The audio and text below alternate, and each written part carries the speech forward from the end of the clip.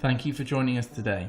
You are listening to Michelle Seidler, founder of School of The Seers and Michelle Seidler Ministries. To hear more from Michelle or for more information about her ministry, please visit our website at www.michelleseidler.com. I believe the cross was the greatest demonstration of love. The cross was the greatest prophecy ever. Prophecy, the purpose of it is to reveal the Father.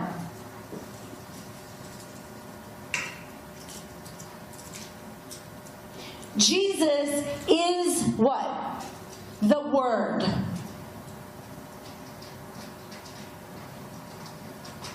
Jesus is the Word sent from the Father. Manifested.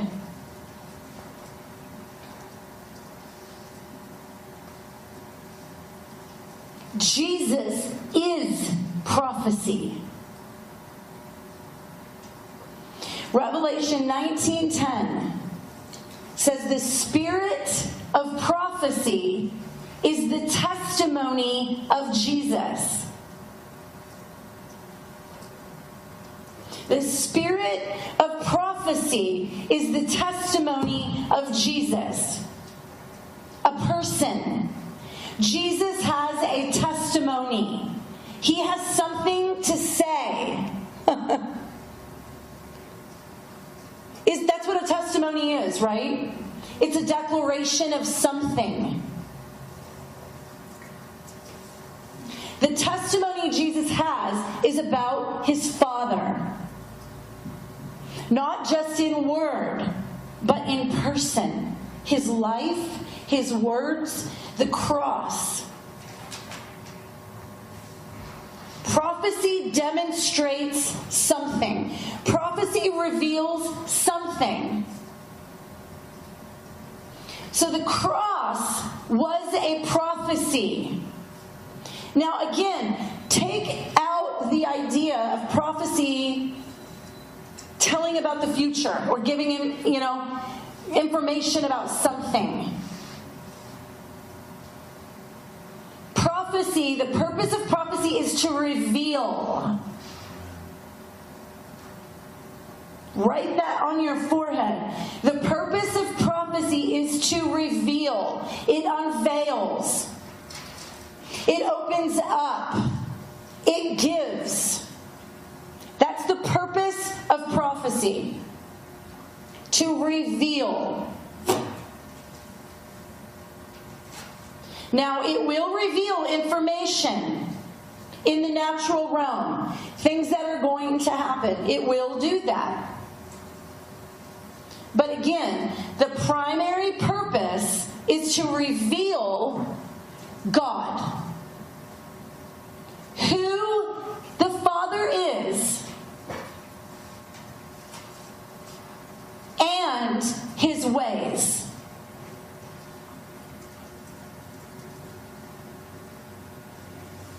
Because his ways reveal his nature.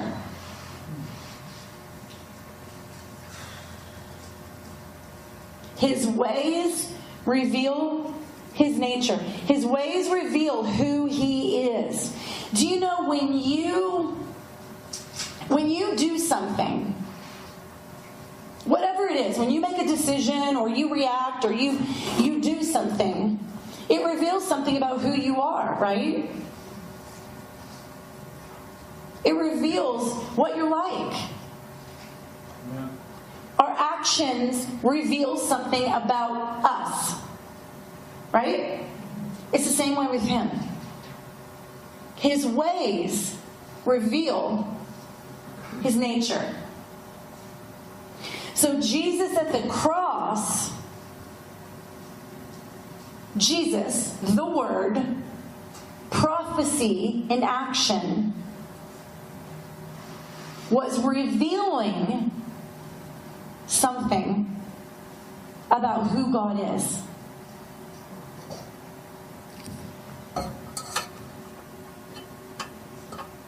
if you take just that from this and go meditate on it, it will change your world. It will shift you. You'll be in tears, weeping on the ground, repenting for believing lies about who He is. Because when we see love demonstrated at the cross, what do we see? My gosh, mercy. The mercy of the Father. That while we were sinners, He doesn't have a rejection spirit. Do you know that? Jesus, God, they don't have a rejection spirit. I love it. I think it's Chris Valentin. He says, if you think God's like you, you'll be a rock star in that relationship. Don't make God in your image.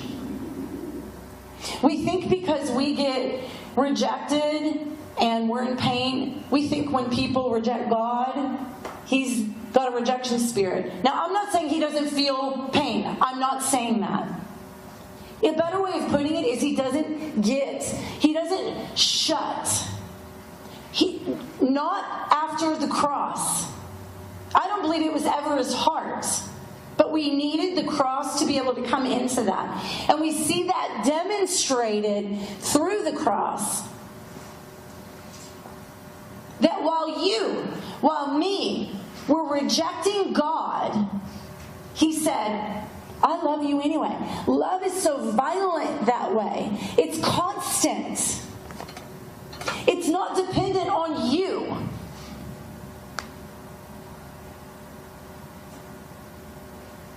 We have these mindsets about who He is that the enemy has sown into our lives to steal from us, to keep us from our inheritance.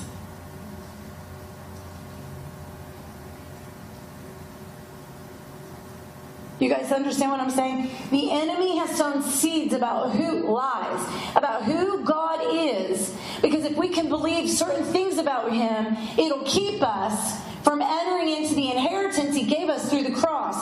Because the only way into your inheritance, the only way to receive your inheritance is to abide in His love. It's John 15. Jesus said, you can do nothing apart from me. He said, the only way the Father is glorified is by you bearing fruit. That's intense. The only way the Father is glorified, one way, in your life, it's when you bear fruit. And Jesus tells us how we bear fruit. He's like, hey guys, listen. Listen, you want to glorify the Father. There's only one way. You've got to bear fruit. And then He says, here's how you bear fruit. Abide in my love. The same way I abided in my Father's love. Here's a key for you, for life. The most important key you'll ever get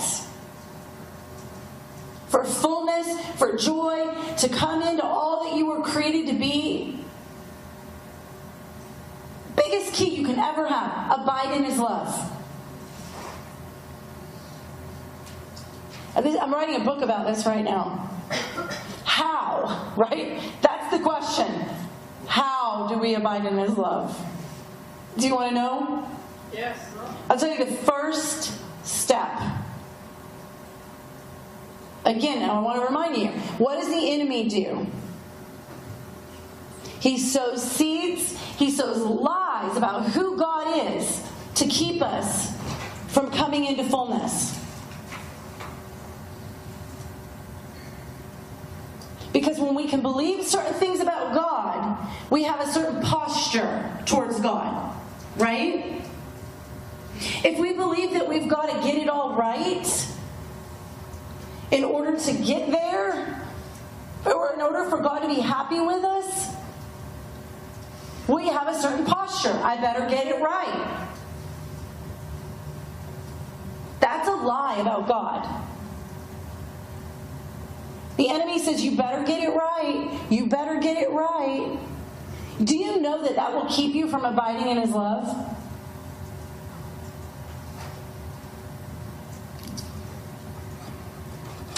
So again, the enemy is sowing lies.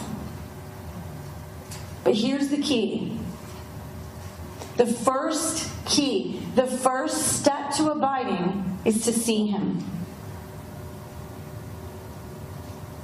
You have to first see who He is accurately. If you miss that first step,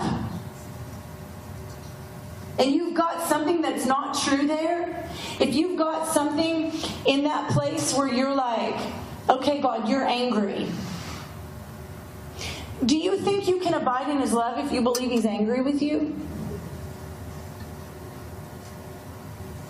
I'm asking you. No. What will you think about a natural relationship? How are you postured when you believe someone's angry with you? You're kind of over here, right? That's not called love.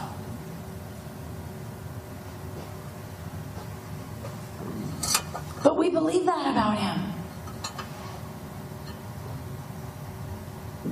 Did God ever declare that about His nature? Never. He actually said, my name is love. 1 John 4. God is love.